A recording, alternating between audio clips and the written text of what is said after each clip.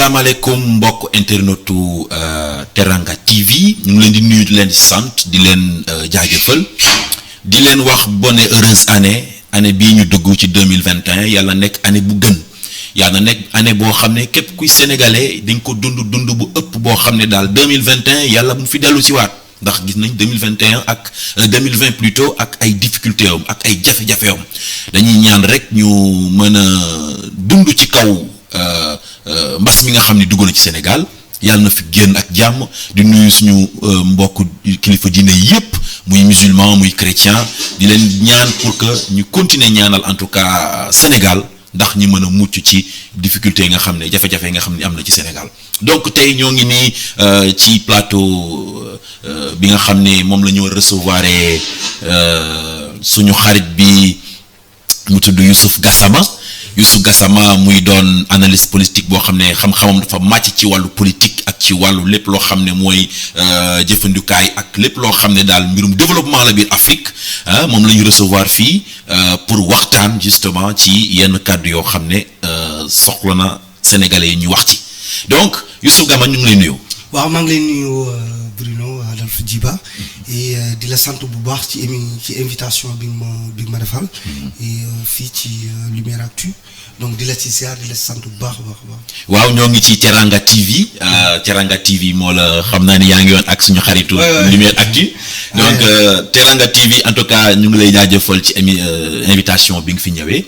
ñu bëggoon laaj rek sa gis-gis ci wàllu discours bi nga xam ni moom le président de la République def te mu koy def at bu ne le 31 décembre gis nañu ni laal na pàcc yu bëri am na ñoo xam ne kontaan nañ ci am na ñoo xam ne kontaanuñ ci am na ñoo xam ne ñu ngi ciy waxtaan donc yow en tant que boroom xam-xam ci wàllu développement ci wàllu politique nan nga gisee nan nga jàngatee discours du président de la République Macky Sall. d'abord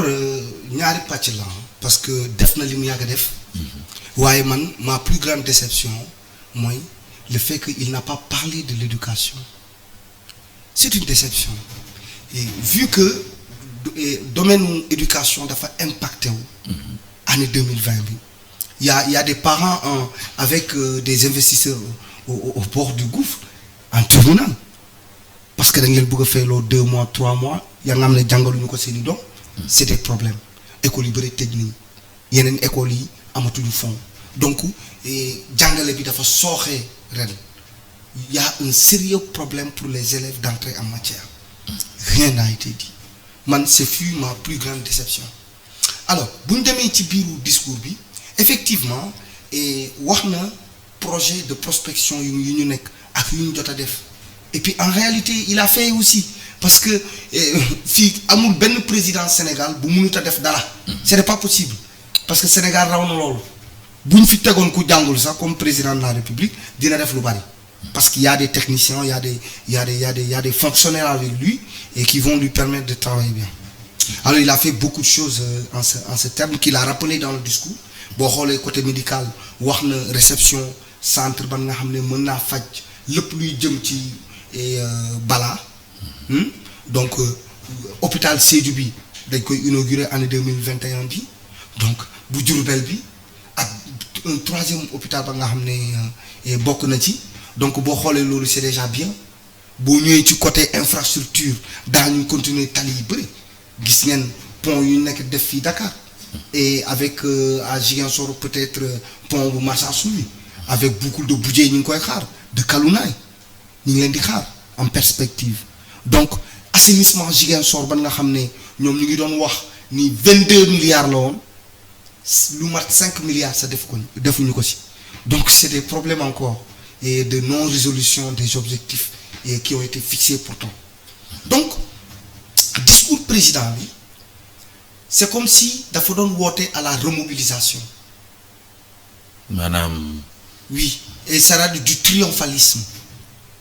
montrer que ni eux ils avaient des difficultés nga xam ne ils ont sorti le Sénégal moo nekk 2e pays ba nga xam ne moo gën a liggéey ci Covid bi alors quand c'est positif on accepte quand c'est négatif on refuse et pourtant les mêmes institutions internationales qui ont waaw yaa nga xam ne tey ñoom ñoo ne maanaam tey bu ñu nee Sénégal def na lu baax ñu nangu bu ñu nee Sénégal def na lu bon ñu ne non non ku ko wax yelloowul pour wax lii et cetera parce que c'est les mêmes organisations internationales qui ont dit que écoutez le Sénégal fait partie des 25 pays les plus pauvres ils l'ont refusé ñoom ñoo ne Sénégal fait partie ci dëkk yan nga xam ne jeunesse bi amuñu sax xëy dañ koy bañ parce que arrangé wul lu sooxe lañ fa wax léegi bu dee dañ fa wax lan nga xam ne lu rafet la ñu nangu ko donc man li ma gisee discours bi et on attendait mieux que ça. léegi ñu ngi. industrie lañ doon xaar. man j'attends l'industrialisation en poisson agriculture en transformation de jus lu ne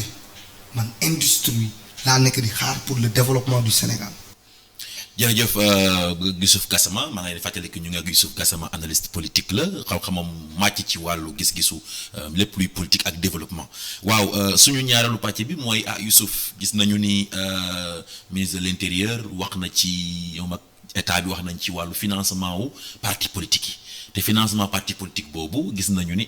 Pastef de moom gis nañu ni waaw am na ay mbir daal ni ñu ngi koy lam-laamee ban gis-gis nga ci am ndax am na loi boo xam ne dafa interdire yenn financement yoo xam ne parti politique waru ko def wax jooju daal nan nga ko jàngatee noo ko gisee. c'est-à-dire moi je vois une jalousie politique parce que il faut bien accepter parce que tous les analystes politiques. ci wolof. waaw analystes politiques yi yëpp maanaam ñu seen xel màcc ci wàllum faram-fàcce lépp lu jëm ci politique. nangu nañu ni le parti politique que l'on appelle PASTEF a amené une nouvelle forme d'expression renouvelée. maanaam maanaam tey parti politique bu ñuy woowee PASTEF. dafa indi tey benn genre doxalin. ay coppite daal ci kuje politique bi. ay coppite tey waxoon naa ko fii ci samay kàddu ne woon lu ñu daan gis ci parti politique traditionnel yi mooy man maay moom sama parti ma koy financer ak sama poche. waaye day fekk ma am antécédent politique maanaam ma nekkoon ci benn nguur ñu joxoon ma benn ndombal tànk foofu noonu ma luubal ci xaalis bu bari ma ñëw ñu dàq ma génn dem créer sama parti di ko dundal ak sama poche Abdoulaye Wade ci la jaar Macky Sall ci la jaar ñoom Tanor dem ci yàlla ñoom Moustapha Niasse Macky Sall lui-même Idrissa Seck ñoom Djibril Tika dem ci yàlla ñoom ñëpp. est-ce que mbaa Pastef ci lañu jaar léegi Pastef changement boobu lay indi non mais regarde la configuration de Pastef dont je ne suis pas là d'ailleurs pour faire la propagande mais nous analysons un fait et nous montrons des différences boo jëlee Pastef doxalinam da nga koy dégg ci seen président Ousmane Sonko moomul parti bi ñu koy defar sa fekkeewu ko voilà l'origine de Pastef boo liiree seen texte alors nga ñëw ñu ne la financer parti bi c'est fait par tous ceux qui se reconnaissent comme étant patriotes je dis patriote parce que Pastef je dis pas patriote parce que celui qui aime son pays parce que on peut être patriote sans être dans Pastef dama bëgg mu clair quoi donc les patriotes vont cotiser pour Pastef forme boobu musu fi am lu fi amoon mooy jënd carte de membre mais quant à cotiser parce que le président doit faire une tournée ñëpp di cotiser en direct musul am c'est loolu lay woowee une nouvelle forme d'expression renouvelée de l'opposition sénégalaise. kon jot gis ngeen daal wax jooju daal waxu kesen la rek. mais lan moo tax mu ñëw fekk fii ñu bari baleen ci ginnaaw dafa indi lu bees là c'est on te l'enseigne en politique. mais c'est vrai que waxul directement waa Pastef waaye dafa wax rek dañuy wax rek ni am na loi boo xam ne day interdire financement politique yoo xam ne jaar ci yoon. parce que tey ñoom tey mënuñu ko imposer seeni militants parce que jàngaluñu leen loolu Pastef dafa ñëwee d'une autre manière et Pastef fait tout pour éduquer ses citoyens d'une autre manière di leen bindal livre di leen jox. kon jàpp nga ne sa gis-gis daal boo gisee ñuy wax lii yëpp Pastef moo tax ñuy wax. mais non bu sama gis-gis regardons ensemble Pastef 2014 la ñëw mu indi benn nouvelle forme d'expression bu bees maanaam waxin bu bees ñëwatuma fi pour ne Bruno dafa bon waaye damay ñëw pour ne Bruno dafa bon parce que lii ak lii boo leen ma weddee dem leen seeti ko fii ak fii léegi nag saa yu mu wax man nii di wax ak yow lu mu bind liir naa ko lu mu wax gëstu naa ko parce que je suis analyste, je suis politicien, je suis professeur. Donc, je ne devrais dire rien qui n'est pas justifié. Et je devais être quand même le soldat ou le garant de la connaissance en tant qu'enseignant de cette même connaissance. Donc, li mu wax gars yi dem gëstu gis ko li mu wax yëkkati kayit ba loolu amoo fi woon ci politique. Donc c'est Pastef qui a amené waxin bu bees boobu ci politique mu doon nag waxin ba nga xam ne dafa attirer jeunesse bu bari parce que li ñuy wax ak li ñuy gis dafa méngoo. Je te donne des exemples. Avant ñuy dem ci Covid-19 bi taxaw na assemblée moom Sonko tu peux voir cela mu ne les Sénégalais vont souffrir. Ils vont souffrir parce que lii ak lii ak lii. Ils vont souffrir parce que lii ak lii ak lii. N'est-ce pas ce que nous vivons actuellement. fii la ne Macky Sall bu demee ak terre bi du ñibbisi ak terre bi dem na ñibbisi nee na terre bi on l'a financé à plus de 1500 milliards. Kenn weddi ko l'affaire des 94 milliards ba mu porte plainte jëbale ko tribunal. Donc c'est une nouvelle façon de faire ba nga xam ne tey day woote gëm-gëm maanaam li mu wax kenn du ko dindi bind na ci téere moo amutoon lu doon am en Afrique généralement mooy da ngay nekk président bu wàcc soo ko bind livre mais Pastef xaarul doon président bi muy nekk opposant la boole ay borom xam-xam ñu xalaat bind xam-xam teg ne fii dañ fi sàcc fii ñu sàcc fii ñu sàcc fii kenn censuré wul livre bi et nous savons que si c'était des mensonges et ce qu'on appelle le droit d'auteur gars dañ koy censurer mais c'est parce que c'est vrai. Donc Pastef lu bees lii la indi moo tax mu am lu bees lu yeneen pratique traditionnelle yi amul et c'est pourquoi d'ailleurs ñuy daw di dem nëbatu ci Macky Sall parce que ils sentent mooy li ma lay wax une nouvelle Afrique qui est en train de venir